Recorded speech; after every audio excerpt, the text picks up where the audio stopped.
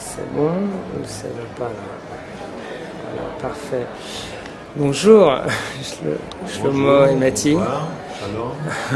Vous avez you have an outstanding career, both of you. I was wondering, I wanted to have your feedback on your how your career is seen abroad, and if there are some countries that get more your music. First one question, to see if it's your music has exported abroad first during the time of your career, because I know you were both in some majors. You were in CBS, I think. I don't know. But, so yeah, of course, it's hard to ask a question for both of you like this. No, it's okay. We'll answer one at a time. Yes. So, you? Me? Okay. Yes, CBS signed me when I just started, and I was in CBS quite enough time, and then it became with another name, NMC. And then I signed in a local company here in Israel, LRC, and then came back to NMC, and then I became freelance. I produced my own CDs since. This is my history. Okay. In a very short. But I produced for myself in about 25 or more solo albums, and produced as a musical producer to another groups and singers 60 albums? 60 albums. Wow. And this is my work so far. Because I feel you have, I knew your work from producer of other people, like Sassi Keshet and a lot of other artists. And when I liked the track, I was looking, but it's Matti Caspi. But I didn't know what you were doing because, and slowly I come from that to you, and my question is still the same. It's Israeli music, but did it became popular outside of the Jewish community, or it stayed more or less? I think yes. Because the music, when I think both of you are really amazing songwriters, and actually your music, even if it's written in another language, the songs would stay really still. I think I have audience, especially in France. I have a lot. I have audience in Finland also. Okay. Yes. There is some site that was opened especially for me there. There are some fans. And I have audience in South America, especially in Brazil. Yeah, your music is really close to Brazilian music. Well, it is. It's influenced. Definitely, like Ine, all the stuff. Yes, like the rhythm of Brazil. And yes, here and there they know me. Okay, no, but interesting. And what about you, Shlomo? To talk about establishing your career outside of Israel, it's not easy. You have to work in it. In order to make yourself popular outside of Israel, you have to really work on it and invest time, maybe money too, and special people who serve this purpose for you and go around and try to sell you. I've never done it. It's a lot of involvement, and generally it's a major who do it because you take promotion everywhere. Right. I've never was busy in that. I lived in New York 5 years when I was younger, 75 to 80, and I studied there, and I composed a musical which were on stages there, and it was very successful. And things almost happened again and again and again, and nothing happened at the end. Nobody promoted me there, and no company ran after me to sign me. And I don't know how to explain it, but I wasn't running for that as well. So I stayed here, and I'm doing my music here, and I'm satisfied. And you were busy enough in Israel as well, I guess. Yes, both of us are not the kind that are trying to establish their career in another places in the world. We are what we are. We are doing music all the time, and we live in music, for the music, and for our audience here. And if somebody wants us to perform in another place in the world, we have no objection. It's okay. Yeah, we're going out for tours, you know. He's going for his, I'm going for mine. We've never been together outside, and I think it's about time. Before Come in Israel, come in France. yes, you know, I've been performing all over the world with different kind of groups by myself, hosting other people. Yeah, me too. Of course. We've been all over the world, but as Shlomo saying, And I wanted to come back to your first albums, which I know better. I don't want to speak about the full career. So I begin with you. I think your album is outstanding. I have maybe 8,000 records at home, and it's in my top 10. So it's really meaning that it should be known by everybody. You know, I think it's a total classic, and it's really experimental and different from anything I listen, apart maybe Danny Ben Israel, which is really experimental. But yours is more in between, let's say. And it's also an alien in your own albums, in your own career, I think, this album. And can you explain me a little bit what happened there? Yeah. Is it an error, or is it... Just a nice story. We were friends when I...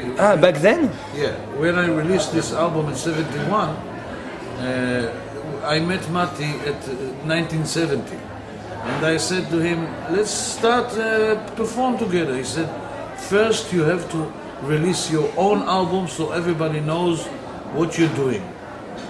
So I said, all right.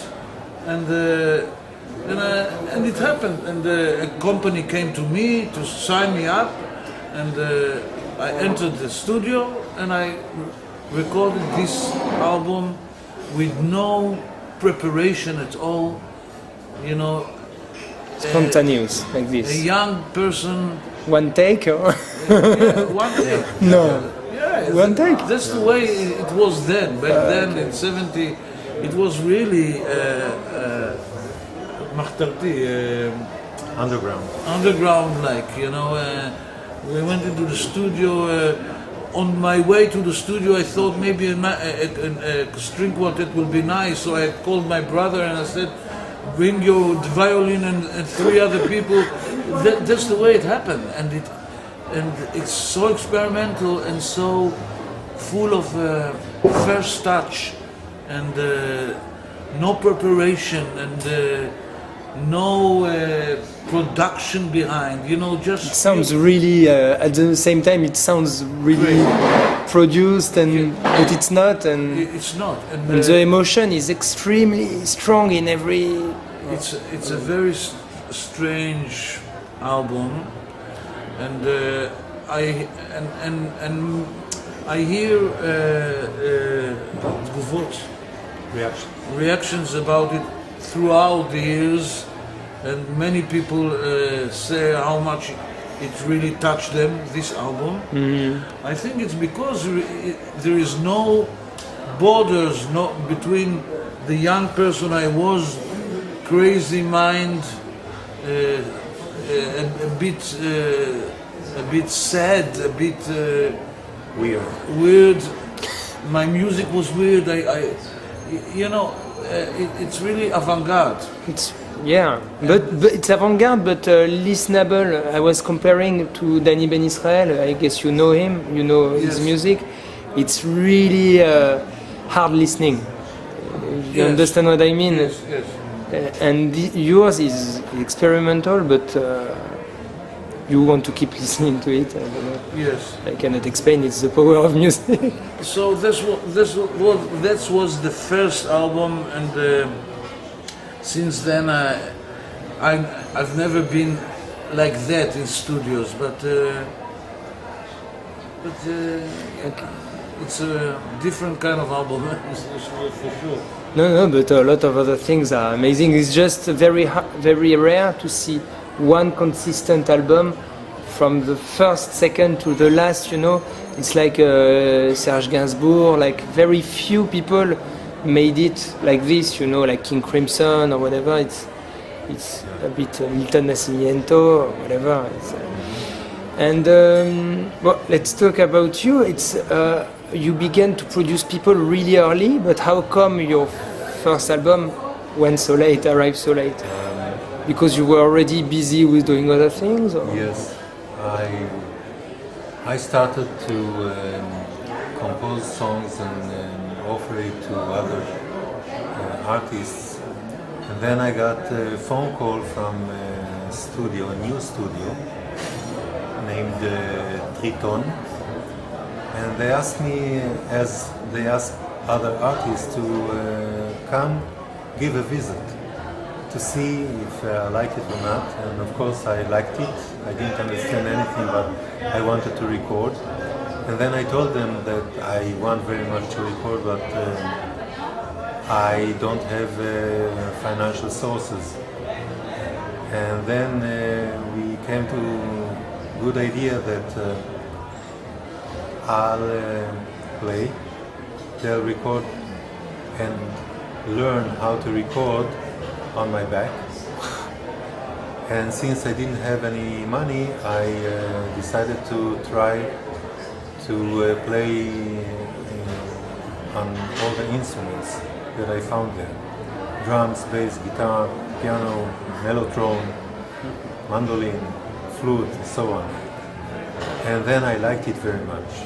And then the second album, even if I was signed already in CBS, I played by myself the whole rhythm section. And then I wrote arrangements for the Israeli Philharmonic, and became very successful, this second album and the first. And actually they are selling since then until today. All of them. Of course. Slowly, but all the time. That's it. No, it's really good that you did not sing too much or not at all in English, very rarely. And I think it's for many albums, I think it's a drawback, because your competition is huge, because if you sing in English, it's harder to break through, and I don't know. I think that I shouldn't try to sell ice to the Eskimos.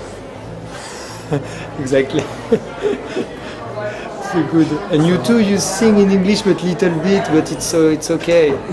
With an Israeli accent, so it's still a bit exotic. Yes, I have an album, concert live. It's called. One side was an album, not CD, back then. One side in English, one side in Hebrew. So I have a little of that experience. Matti even produced one album of mine, Cotton Candy, it's called.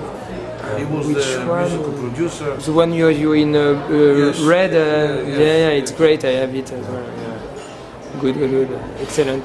Well, I don't want to take too much of your time, but maybe in one next concert I will do the following and I will show you where I put this. Great. You have a best of out. I bought, by the way. It's really good. What are you doing at the moment? Just to give I'm working on a new album right now. new album, yeah. Yes, and I'm very excited about it. New material, new music with great musicians around together, and I perform all over, and I compose classical music, and I'm working. Great. And you, what are you doing currently? Right now I'm about to release a new album for babies. Not little children, but babies. Babies. Yes. Okay.